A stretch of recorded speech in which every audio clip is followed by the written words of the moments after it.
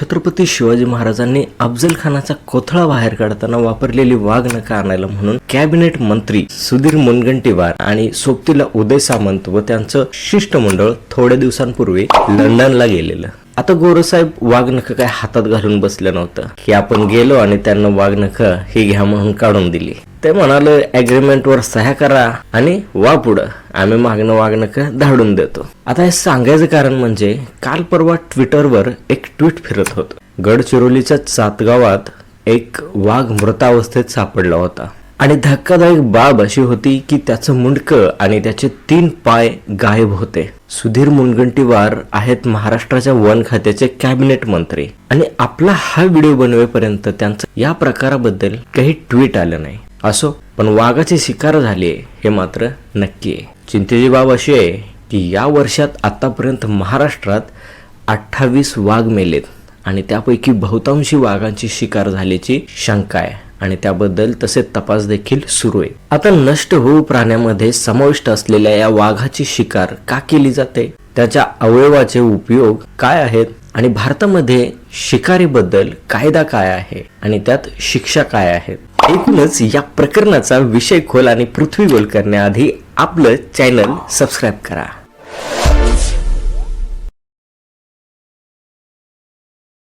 तुम्हाला माहिती आहे का मित्रांनो की 100 वर्षापूर्वी म्हणजे 1924 सालापर्यंत जगात वाघांची संख्या 1 लाखांपेक्षा जास्त होती. त्यानंतर 100 वर्षांच्या आतच ती 1 लाखांवरून घटून अवघ्या 3200 वरती आली, अगदी नष्ट होण्याच्या उंबरठ्यावर. वाघाच्या कातडीची, अवयवांची तस्करी करण्यासाठी त्याची वेळोवेळी शिकार केली गेली. अगदी हौस म्हणून देखील त्याची शिकार केली गेली. कधी नरभक्षक होऊन तो मानवी वस्तीत घुसला म्हणून त्याची शिकार केली गेली, तर कधी आपापसात इलाख्याच्या वादावरून त्यांचेच एकमेकांचे जीव गेले. पण वाघांची संख्या इतकी कमी होण्यामागे मानवाचं त्यांच्या इलाक्यात होणारं अतिक्रमण, तस्करी आणि परिणामी होणारी शिकार हेच महत्वाचं आणि मुख्य कारण होतं. त्यानंतर वाघ वाचवण्यासाठी जागतिक पातळीवर खूप नेटाचे प्रयत्न होताना दिसले. जिथे जमेल तिथे व्याघ्र प्रकल्प वगैरे उभारले गेले. भारतात वाघांसाठी ताडोबासारखी संरक्षित व्याघ्र अभयारण्य देखील जाहीर केली गेली. त्यांच्या शिकारीबद्दल कडक कायदे कानून देखील आणले गेले. तेव्हा आज जाऊन कुठे जगात एकूण 5575 वाघ आहेत आणि विशेष बाब म्हणजे त्यापैकी 70% अधिक वाघ आपल्या एकट्या भारतात आहेत. भारतात 2022 नुसार एकूण 3082 वाघ आहेत, तर 2018 सालापर्यंत भारतात 2967 वाघ होते. Wild life institute of India अर्थात WWI जी वाघांची जनगणना करते, तिने 2010ला भारतामध्ये एकूण 1706 वाघ गणले होते. 2022च्या आकडेवारीनुसार भारतामध्ये सर्वात जास्त म्हणजे 785 वाघ एकट्या मध्य प्रदेशात आहेत. त्यानंतर कर्नाटकाचा नंबर लागतो. कर्नाटकात 563 वाघ आहेत. कर्नाटकानंतर उत्तराखंड ज्यामध्ये 560 वाघ आणि त्यानंतर 444 वाघांसह महाराष्ट्राचा नंबर लागतो. पार राजे महाराजांच्या काळापासून ते आता आपल्या दादा कोंडकेंनी एकटा जीव या आत्मचरित्रात नमूद केल्यानुसार आतापर्यंत एक शौक म्हणून वाघाची शिकार ही काय आपल्याला नवी बाब नाही. शौक जरी बाजूला सोडला तरी वाघाची शिकार करण्यामागे आणि त्याच्या अवयवांची तस्करी करण्यामागे खूप मोठं असं अर्थकारण आणि खूप मोठं रॅकेट असतं. तस्करीच्या मग या काळ्या दुनियेत वाघाच्या विविध अंगाचे विविध उपयोग आपल्याला पाहायला मिळतात, जे ऐकून तुमच्या बत्त्या नक्कीच गुल होतील. ट्रॅडिशनल चायनीज मेडिसिन मध्ये वाघाची हाडे आणि जवळपास त्याच्या सर्व बॉडी पार्टचे उपयोग होतात. तसं पाहायला गेलं तर जगाच्या एकूण वाघाच्या संख्येपैकी हाताच्या बोटावर मोजण्या एवढेच वाघ चायनामध्ये आहेत. आता जगातली 70% वाघांची लोकसंख्या भारतात असल्यावर वाघांची शिकार करून त्याच्या बॉडी पार्टची तस्करी नेमकी कुठे होत असेल याचा तुम्ही अंदाज बांधू शकता. त्वचेच्या कर्करोगावर उपचारात एक मलम तयार करण्यासाठी वाघाची शेपटी कधी कधी साबणात मिसळली जाते. काही लोकांच्या अशा अंधश्रद्धा पण आहेत की वाघाच्या शेपटीच्या टोकाला आढळणारी हाडे ही वाईट आत्म्यांना दूर ठेवतात म्हणून देखील त्यांच्या हाडांची तस्करी होते. असं म्हटलं जातं की तैवानमध्ये वाघांच्या हाडाचा चुरा वाईनमध्ये टाकून टॉनिक म्हणून घेतलं जातं.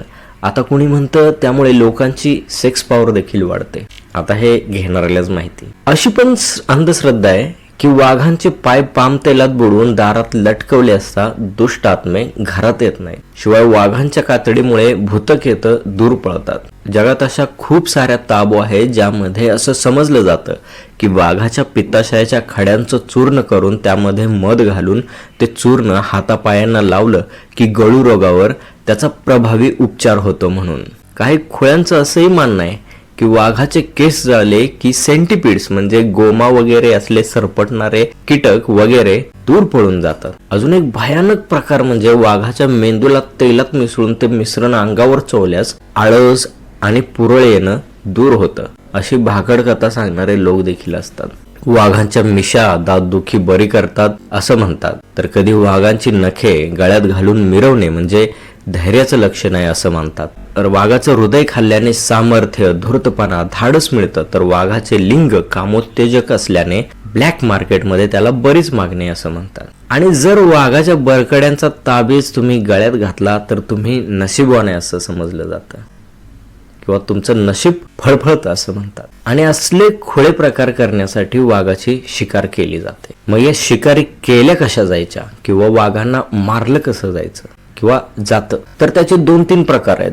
जसे की वाघांना विष देऊन त्यांची शिकार केली जाते किंवा जागोजागी स्टीलचे पिंजरे ठेवून वाघांना त्यामध्ये अडकवले जातं.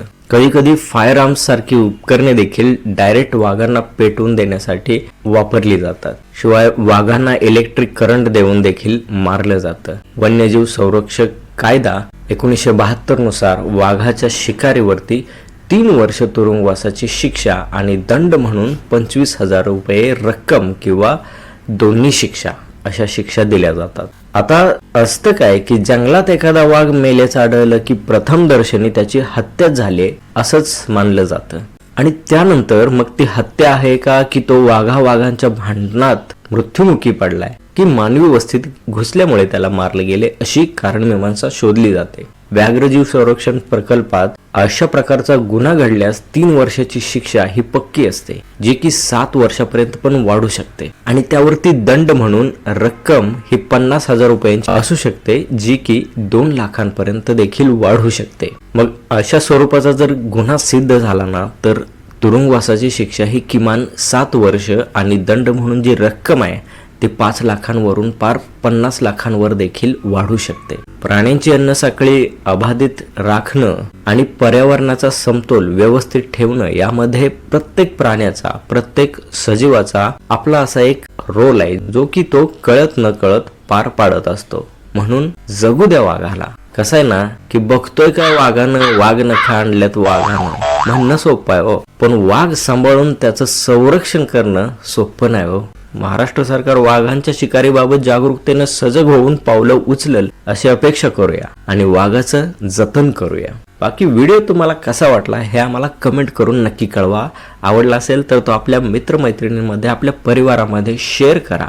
आणि अशाच माहितीपूर्ण व्हिडिओसाठी पाहत राहा विषय खोल पृथ्वी गोल.